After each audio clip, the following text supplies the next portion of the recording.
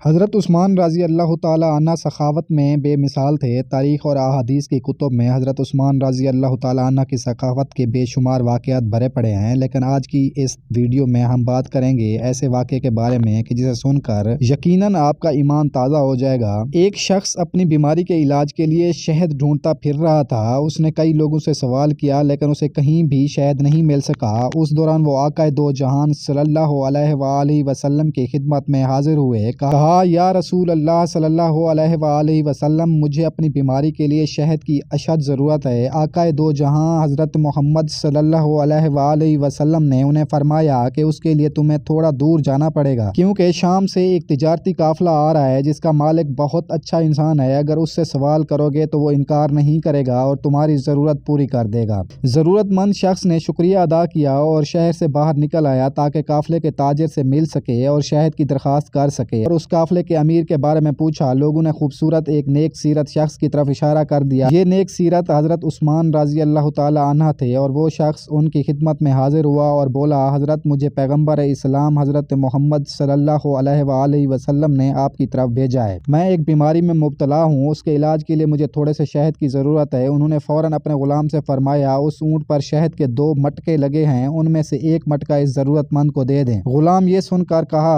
आका, एक मटका इसे दे दिया तो ऊँट पर वजन बराबर नहीं रह जाएगा। ये सुनकर उन्होंने फरमाया, तब फिर दोनों मटके इन्हें दे दें। ये सुनकर गुलाम घबरा गया और बोला, ये इतना वजन कैसे उठाएगा। उस पर उस्मान रज़ी अल्लाह ताला अन्हा ने कहा, तो फिर इस पूरा ऊँट इसके हवाले कर दो। गुलाम ने कहा, आका, जब ये आगे वाला ऊँट चलता है तो पीछे वाला पूरा काफिला चलता है, और अगर हम इस ऊँट को भी इसके हवाले कर देंगे तो पूरा काफिला रुक जाएगा। और उस पर हज़रत उस्मान रज़ी अल्लाह ताला अन्हा ने फरमाया कि पैगम्बर हज़रत मोहम्मद मुस्तफ़ा सल्लल्लाहु अलैहि वसल्लम ने भेजा है, इसलिए बेहतर ये है कि तुम पूरा काफिला इनके हवाले करो। गुलाम ने महार उस शख्स के हवाले किया और फिर आका यानी हज़रत उस्मान रज़ी अल्लाह ताला अन्हा की खिदमत में हाजिर हुआ। तो हज़रत उस्मान ने गुलाम से कहा, जब मैंने तुमसे कहा कि इसे एक मटका दे दो तो तुम नहीं गए, दूसरा मटका देने के लिए कहा तो तुम भी नहीं गए, फिर जब मैंने ये कहा कि ऊँटों का सारा काफिला उनके हवाले कर दो तो तुम दौड़े हुए चले गए, उसकी क्या वजह थी। गुलाम ने जवाब दिया, आका, जब मैंने ये कहा कि पूरा मटका देने से ऊँट पर वजन बराबर नहीं रहेगा तो आपने दूसरा मटका देने का हुक्म फरमाया। जब मैंने ये कहा कि ये दोनों मटके कैसे उठाएगा तो आपने फरमाया कि पूरा ऊँट इसे दे दो। जब मैंने ये कहा कि अगर हम ये ऊँट भी दे देते हैं तो पूरा काफिला चल नहीं पाएगा, आपने हुक्म दिया कि पूरा काफिला इनके हवाले किया। फिर मैं डर गया कि अगर अब मैंने कोई और इतराज किया तो आप मुझे भी साथ जाने का हुक्म फरमा देंगे, इसलिए मैंने दौड़ लगा दी और ऐसा करता भी तो क्यों ना करता। इस पर आका ने कहा कि अगर तुम उसके साथ चले जाते तो गुलामी से आज़ाद हो जाते, ये तो और अच्छा होता। गुलाम ने कहा, आका, मैं आज़ादी नहीं चाहता, इसलिए कि आपको तो मुझ जैसे सैकड़ों गुलाम मिल जाएंगे, लेकिन मुझे आप जैसा आका नहीं मिलेगा। मैं आपकी गुलामी को आज़ादी से ज़्यादा पसंद करता हूँ। ये थी इस्लाम से सच्ची मोहब्बत। तब जाकर रियासत मदीना जैसे अजीम रियासत वजूद में आई थी।